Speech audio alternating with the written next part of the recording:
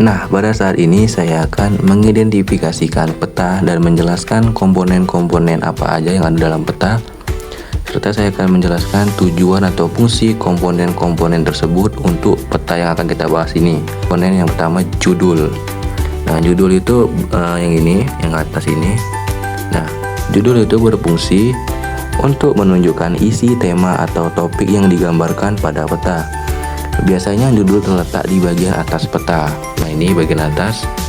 Nah, jadi judul pada peta ini ialah Provinsi Nanggroe Aceh Darussalam. Selanjutnya itu ada skala peta. Nah, skala peta itu yang ini, yang garis ini. Nah, ini namanya skala peta. Nah, skala peta itu berfungsi untuk rasio perbandingan antara di peta dengan jarak sebenarnya yang ada di permukaan bumi. Nah, berarti dengan adanya skala peta ini kita bisa membandingkan antara jarak di peta dengan jarak sebenarnya yang ada di kehidupan sehari-hari kita ini, seperti itu. Nah, selanjutnya itu ada komponen yang ketiga, ada legenda. Ini legenda. Nah, legenda itu ialah keterangan yang menjelaskan arti dari simbol-simbol yang digunakan dalam peta. Nah, ini isinya semua simbol-simbol yang ada dalam peta dijadiin satu untuk keterangan nantinya gitu. Selanjutnya itu kita ada arah mata angin. Nah, ini yang ini ya, arah mata angin. Nah, arah mata angin itu bertujuan atau berfungsi sebagai petunjuk orientasi peta. Biasanya ditunjukkan dengan simbol panah ke utara. Nah, ini ya, ini dengan huruf U berarti itu ke arah utara. Nah, itu. Selanjutnya simbol. Nah, simbol sendiri itu yang ini. Ini kan jalan-jalan ini termasuk simbol. Ini juga lautan termasuk simbol. Gunung-gunung ini simbol. Nah, simbol itu ialah tanda atau gambar yang mewakili objek tertentu di permukaan bumi. Misalnya gunung, sungai, kota, jalan, dan lain-lain ya. Selanjutnya ada komponen garis tepi. Nah, ini garis tepi yang di pinggir ini termasuk ke garis tepi. Nah, garis tepi sendiri itu bertujuan atau berfungsi sebagai bingkai atau garis pembatas yang membatasi area peta agar tampak rapi dan jelas. Selanjutnya itu sumber data. Nah, sumber datanya itu dari sini. Ini karena di screenshot jadi agak ngeblur.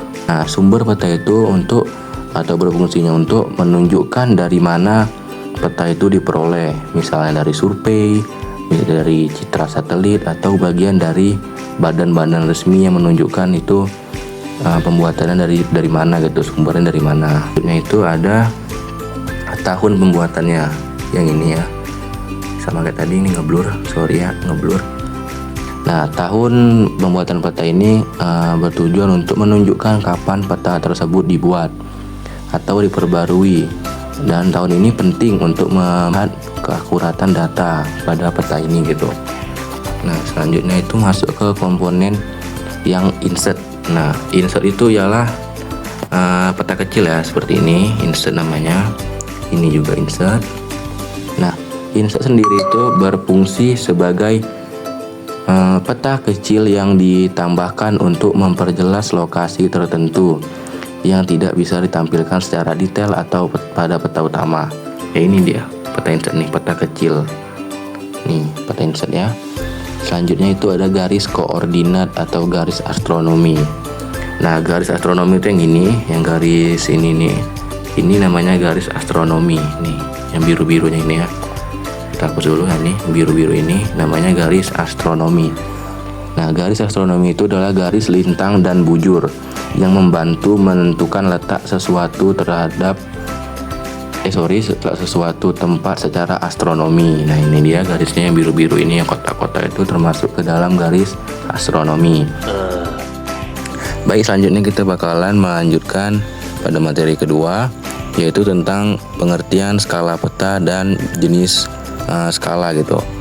Nah, seperti di gambar ini ada dua peta, yaitu peta geografi dengan peta kadaster. Nah, saya jelaskan dulu ya pengertian skala peta. Nah, skala peta adalah perbandingan antara jarak di peta dengan jarak sebenarnya yang ada di permukaan bumi. Contoh skala peta yaitu 1:250.000, yang berarti 1 cm di peta sama dengan 250.000 cm di lapangan, yang kalau dikonversikan menjadi kilometernya 2,5 km di lapangan. Nah, skala yang saya jelaskan tadi termasuk skala kecil karena mencakup wilayah yang luas tapi detailnya rendah gitu. Nah, selanjutnya saya bakalan menjelaskan ciri-ciri dan fungsi dua skala yang ada di gambar ini, yaitu skala kadaster dan skala geografi. Nah, yang pertama itu skala kadaster. Nah, skala kadaster itu memiliki ciri-ciri yang memiliki besarnya itu 1:100 sampai 1:5000. Nah, skala kadaster itu memiliki fungsi yaitu untuk menggambarkan wilayah sempit, misalnya peta tanah, peta bangunan, dan peta jalan. Selanjutnya itu ada skala geografi ataupun skala kecil ya. Nah, itu perbandingannya itu 1:250.000 sampai 1:1 juta. Nah, itu kegunaannya itu untuk wilayah luas seperti provinsi, negara ataupun benua. Nah, dari dua gambar ini kita bisa menyimpulkan kalau peta geografi itu untuk yang secara luasnya seperti benua, dunia, negara, dan provinsi. Ini skala besar. Ini skala kecil namun mencakup wilayah yang besar gitu. Nah, kalau yang skalanya besar atau peta kadaster ini dia mencakup wilayah sempit atau kecil seperti ini, perumahan, jalanan, gunung, sungai, dan lain-lain gitu. Dari kedua peta tersebut atau dari dua skala itu ada pengaruhnya terhadap informasi, yaitu dua pengaruh. Yang pertama itu semakin besarnya skala maka detail peta semakin jelas, tetapi wilayah yang digambarkan lebih sempit. Nah, itu termasuk ke dalam peta kadaster. Dua, semakin kecil skala maka cakupan wilayahnya lebih luas tetapi detailnya kurang. Nah, ini dia seperti peta geografi ini. Kita lanjut ke soal nomor 3. Jarak dari dua titik di peta 4 cm dan jarak sebenarnya di lapangan 3 km. Tentukan skalanya. Nah, 3 km itu sama dengan 300 cm di peta, jarak peta. Jadi kita hitung skalanya itu 4 cm ini dibagi 300 cm. Jadi jarak sebenarnya itu sama dengan 1:75.000. Kita lanjut ke soal nomor 4. Peta berskala 1:100.000. Jarak pemukiman ke garis pantai sama dengan 2 cm. Hitunglah jarak sebenarnya. Nah, jarak sebenarnya itu 2 cm dikali 100.000. Habis itu sama dengan jawabannya itu 200.000 cm. Nah, kita ubah menjadi kilometer, yaitu 2 km. Maka jaraknya dari garis pantai ke pemukiman yaitu 2 km.